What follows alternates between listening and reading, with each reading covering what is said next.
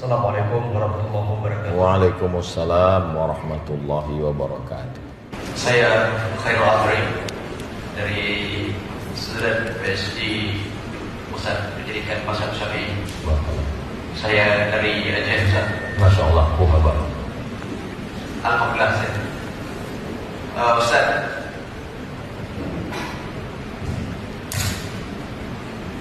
mengikut pembahasan kita hari ini, saya pribadi melihat bahwa bekal administrasi iman ini jauh lebih tertinggal berbanding pengaruh sosial yang bergeser daripada syariat.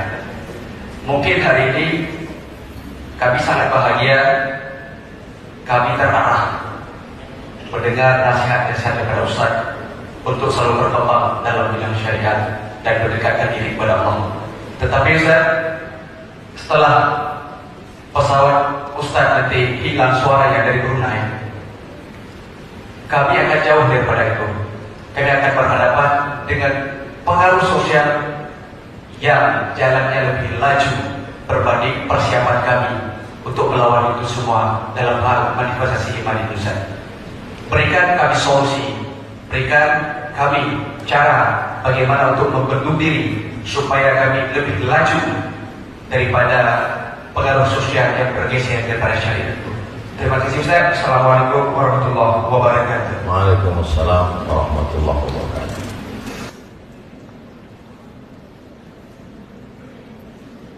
Kadang pelajar, penuntut, mahasiswa bila bertanya ke saya, dia anggap saya ni tak pernah muda. Dia anggap lahir terus tua je.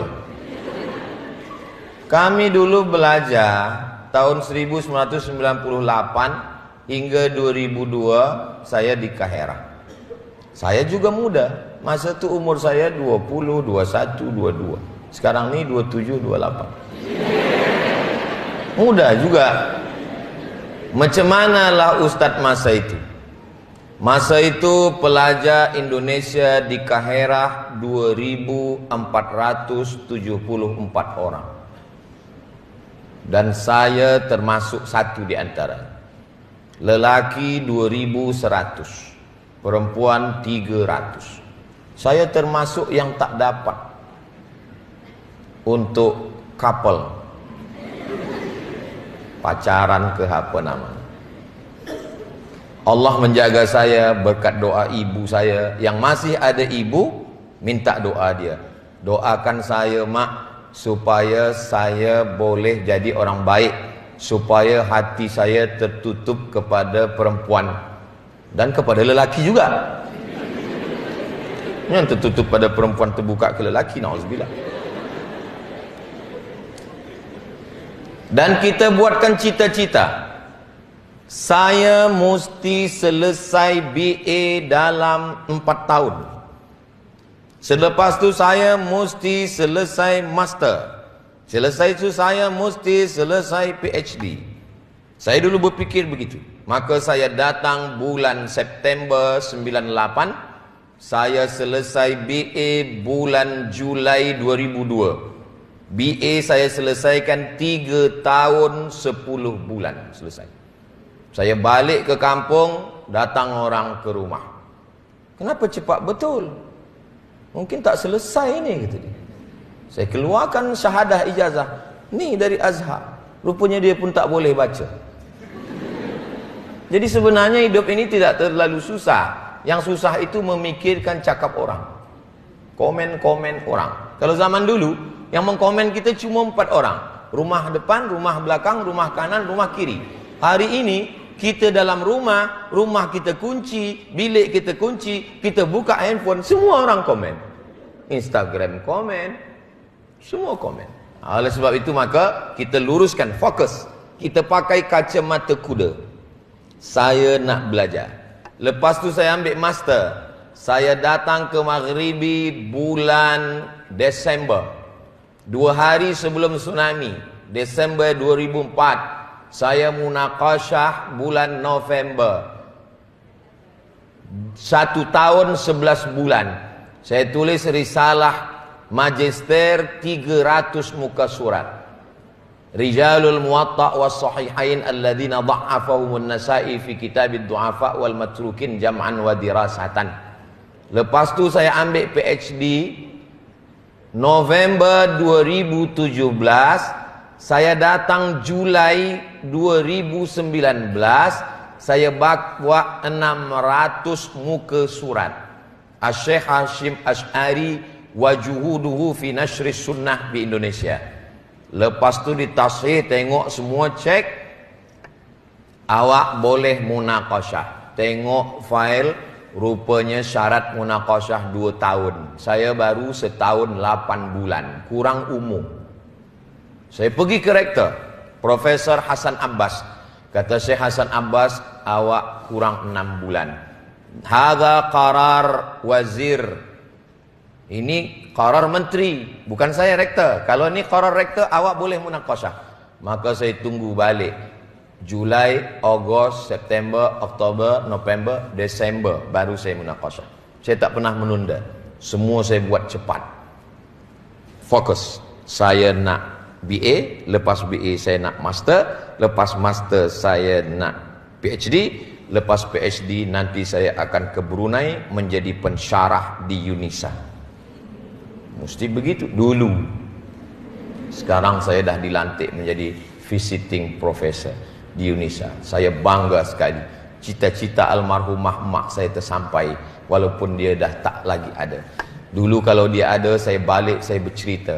Tapi sekarang dia tak ada, tapi saya yakin dia menengok saya dari alam barzah. Wa qul i'malu, beramallah kamu, fasayarallahu amalakum. Yang menengok amal kamu 3. Allah wa rasuluhu, Rasulullah, wal mu'minun, orang beriman.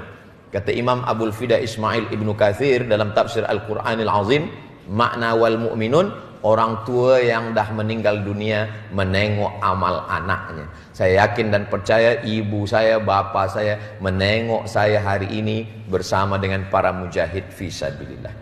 Jangan pernah bersendirian. Man syadza syadza finnar, mesti selalu berjamaah. Aktiviti jangan pernah berhenti. Saya sampai hari ini masih menulis. Tadi lepas tazkirah pagi di Masjid As-Salihin, lepas tu silaturahim ke Ustaz Armawi, lepas itu duduk kejap, saya menulis. Lepas menulis, saya tanya, kita dah boleh bertolak? Kita bertolak. Saya datang kemari. Lepas dari sini nanti siap-siap sembahyang maghrib, ada lagi program. Balik dari sini Ustaz ke mana?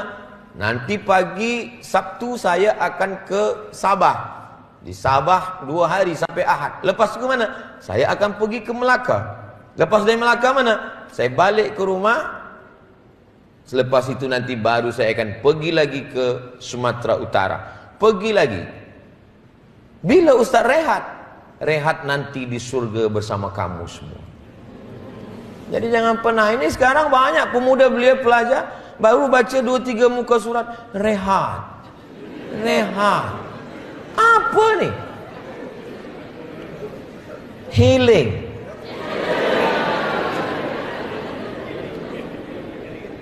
Cubalah kita tengok ulama-ulama. Jangan membandingkan diri kita. Kalau nak tengok tentang masalah ilmu, tengok ulama. Apa kata Syekh Ali Jum'ah? Bercerita tentang tarajim ulama, di antaranya Imam Muhyiddin Abu Zakaria Yahya bin Sharaf An-Nawawi. Imam Nawawi pernah 2 tahun tidak tidur menempelkan tulang belakangnya ke tilam. Dia menulis, maka dia syarahkan Al-Minhaj Syarah Sahih Muslim Ibn Al-Hajjaj. Kitab ilmu hadis dia disyarahkan oleh Imam Asyuti Tadribur Rawi Syarah Taqrib An-Nawawi. Dia mengumpulkan hadis supaya mudah ulama sebelum masuk ke kutub sittah. Riyadhus Salihin min kalami Sayyidil Mursalin. Lalu kemudian untuk memudahkan pula dalam bidang fiqh, dia tuliskan Raudhatut Talibin wa Umdatul Muftin. Dia susunkan pula Al-Majmu' Syarah Muhadzab. Ulama luar biasa. Macam mana dia tidur? Dia tertulis, dia tulis bila dia mengantuk. Dan Imam Nawawi tak menikah. Sebab dia anggap punya isteri, punya anak akan menyibukkan dia. Tapi ini jangan dipakai. Yang untuk yang last ni jangan nanti pelajar awak tak nikah, saya nak menyibukkan diri saya. Zaman Imam Nawawi, perempuan yang nampak masa itu hanya biji matanya saja, yang lain tertutup. Zaman awak sekarang, yang lain terbuka, biji matanya tertutup. Maka mesti menikah. Saya baru balik dari Indragiri Hilir, berjumpa dengan Syekh Muhammad Idrus Hashim Al-Bugisi, orang Bugis. Dia murid dari Syekh Muhammad Yasin bin Isa Al-Fadani. Dia pernah mengambil beberapa riwayat dari Syekh Amin Qutbi. Kata dia Syekh Amin Qutbi menikah hanya semalam. Selepas itu esok dia tolak. Dia menikah hanya supaya jangan masuk dalam faman raghiba an sunnati falaysa minni. Selepas itu dia sibuk dengan menulis, sibuk dengan berzikir, sibukkan dengan menulis, sibukkan dengan menghafaz, sibukkan dengan semua. Lalu kemudian bagaimana pula Imam Al-Hafiz Jalaluddin Abdurrahman As-Suyuti meninggal tahun 911 Hijrah. Datanglah Imam Al-Qastullani menghadap kepada dia. Tolonglah imam, baliklah engkau kepada tadris, taklim dan fatwa. Imam Suyuti tidak mau. Dia tetap duduk di rumah dia yang kecil, terus menulis sampai Ad-Dawudi mengatakan, guruku itu menulis hingga 500 mujallad. Hari ini kenapa kita tak menulis? Saya selalu menulis setiap hari. Apa awak tulis? Status pun tak apa, tulis.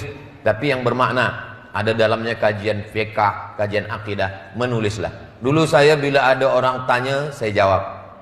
Bila ada tanya, saya jawab. Bila ada tanya, saya jawab. Saya tuliskan di blog. Saya tak buat website. Nama blognya somatmoroccoblogspot.com. Dari pertanyaan jamaah itulah akhirnya saya susun. Itulah jadi buku 37 masalah populer. Kemudian masalah kurban. Kemudian masalah sembahyang. Dari pertanyaan jamaah, jangan pernah ada waktu kosong. Filosofi saddul halal, tutup celah masa sembahyang. Sebab bila ada waktu kosong di situ setan masuk. Bukan hanya sebatas terhad pada sembahyang. Begitu juga dengan aktiviti kita. Jangan kosong. Fa idza faraghta fansab. Tapi jangan lupa, jangan sombong. Wa ila rabbika farghab. Wallahu a'lam bishawab.